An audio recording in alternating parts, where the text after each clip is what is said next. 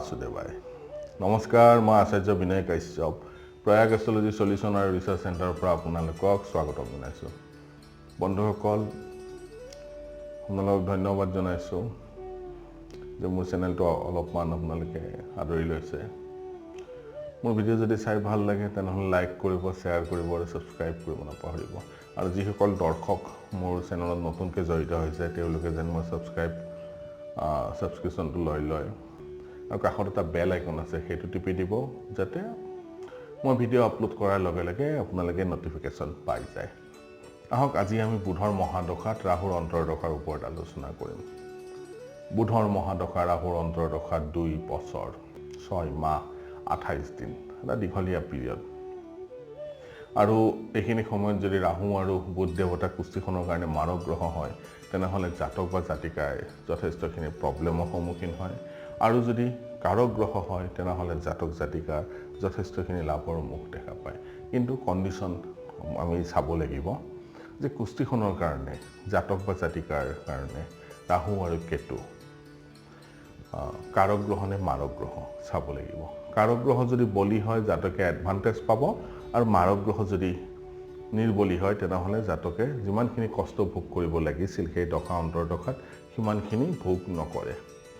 সেইকাৰণে আমি গ্ৰহ দুটাৰ সম্বন্ধ চাব লাগিব সম্বন্ধ কি কুষ্টিখনৰ কাৰণে গ্ৰহ দুটা দশানাথ আৰু অন্তৰ্দশানাথ কেনেকুৱা হয় সম্বন্ধী নে সহধৰ্মী নে বিপৰীত ধৰ্মী যদি সহধৰ্মী হয় সম্বন্ধী হয় জাতকৰ কাৰণে ভাল আৰু যদি বিপৰীত ধৰ্মী হয় তেনে জাতকৰ কাৰণে অনিষ্ট ফলদায়ক আৰু তাৰ মাজতে যদি চাওক যে দুটা গ্ৰহই যদি দুস্থানৰ অধিপতি হয় দুস্থানত যদি থাকে তেনেহ'লে জাতক বা জাতিকা সদায় ডিসএডভান্টেজ পাব সেইকাৰণে আমি কুষ্টিখনত আগতে গ্ৰহ দুটা কেনেকুৱা চাব লাগিব আৰু ৰাহুৰ বিষয়ে আমি কৈ লওঁ যে ৰাহু দেৱতাৰ ক্ষেত্ৰত ডিছপজিটৰ থিয়ৰী এপ্লাই হয় ৰাহু দেৱতা যিটো ভাৱত থাকে সেই ভাৱৰ অধিপতিৰ যেনেকুৱা ৰিজাল্ট দিয়ে ৰাহু দেৱতাও তেনেকুৱা ৰিজাল্ট দিয়ে আৰু ৰাহু দেৱতাই যি গ্ৰহৰ লগত জুতি বান্ধি থাকে একৰ্ডিংলি তেনেকুৱা ফল দিয়ে আৰু সেইকাৰণে ৰাহু দেৱতা য'ত প্লেচ হৈ আছে তাৰ অধিপতিটোক চাব লাগিব যে কুষ্টিখনত ভাল জেগাত আছে নে বেয়া জেগাত আছে এতিয়া আমি গম পালোঁ যে ৰাহু কেতুৰ ৰিজাল্ট ডিছপজিটৰ থিয়ৰীৰ ওপৰত এপ্লাই হয় কিন্তু বুধৰ মহাদশাত ৰাহুৰ অন্তৰ্দশাত যদি গ্ৰহ বুধ আৰু ৰাহু দুটাই কুষ্টিখনৰ কাৰণে পজিটিভ হয় তেনেহ'লে আৰু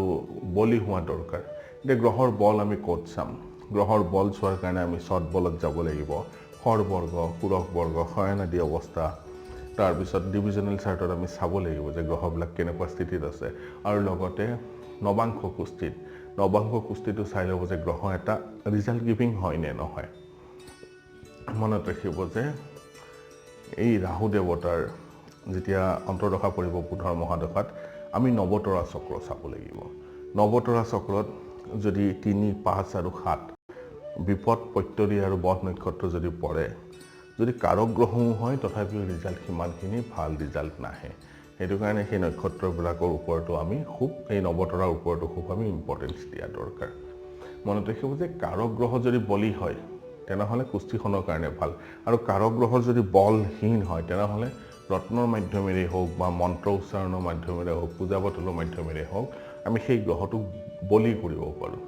আৰু মাৰক গ্ৰহ যদি বলি হয় তেনেহ'লে দান দক্ষিণাৰ মাধ্যমেৰে আমি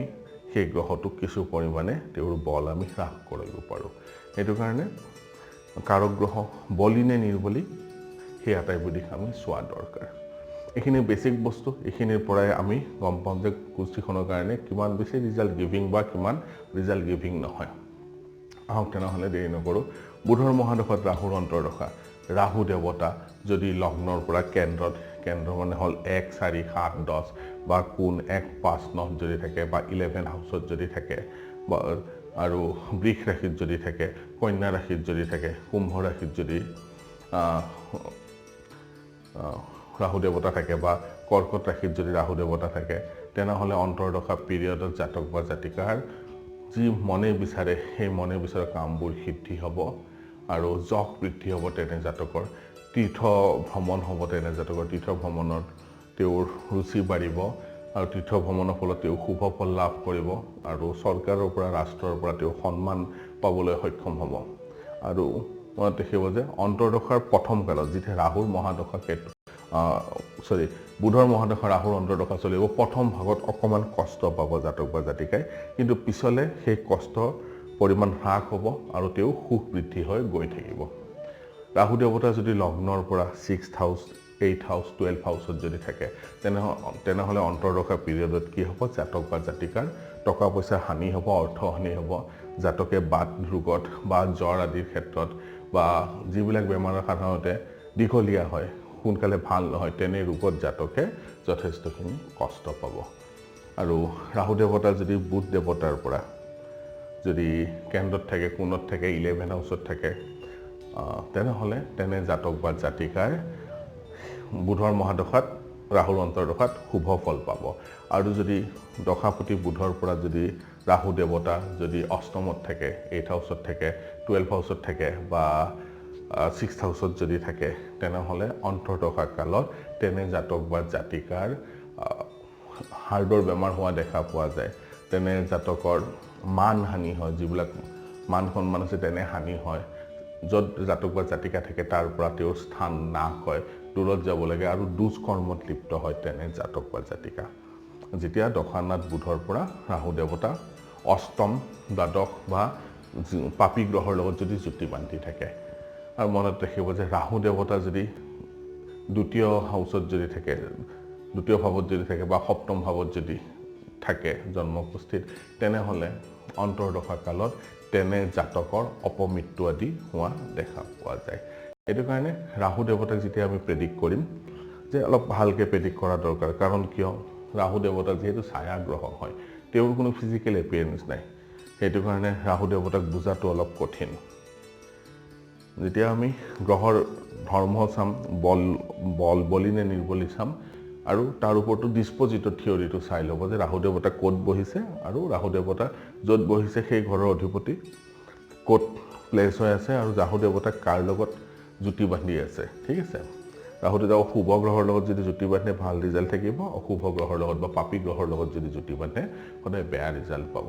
আপোনালোকে এই ফৰ্মুলাবোৰ যিবিলাক ধৰ্ম বল বা ষষ্ঠ অষ্টম দ্বাদশ বা কেন্দ্ৰ কোণ এই আটাইবোৰ যেতিয়া ভালকে কুষ্টি এখনত এপ্লাই কৰিব তেতিয়া তাৰ পৰা পূৰ্ণ ভাল ৰিজাল্ট আশা কৰিব পাৰি হয়তো বেয়া হলেতো গম পাবই আৰু ভাল হলে যদি গ্ৰহটো বলি হয় তেনেহলে চিন্তাৰ কাৰণে নাই নিৰ্বলি হলে ৰত্নৰ মাধ্যমেৰে হোক বা অন্য কোনো মাধ্যমেৰে হোক আপোনালোকে বল দিব পাৰিব কিন্তু তাৰ আগতে আমি আটাইবোৰ দিক চাব লাগিব কি চাব লাগিব যে নৱাংশত সৎবলত হৰবৰ্গ সুৰক বৰ্গ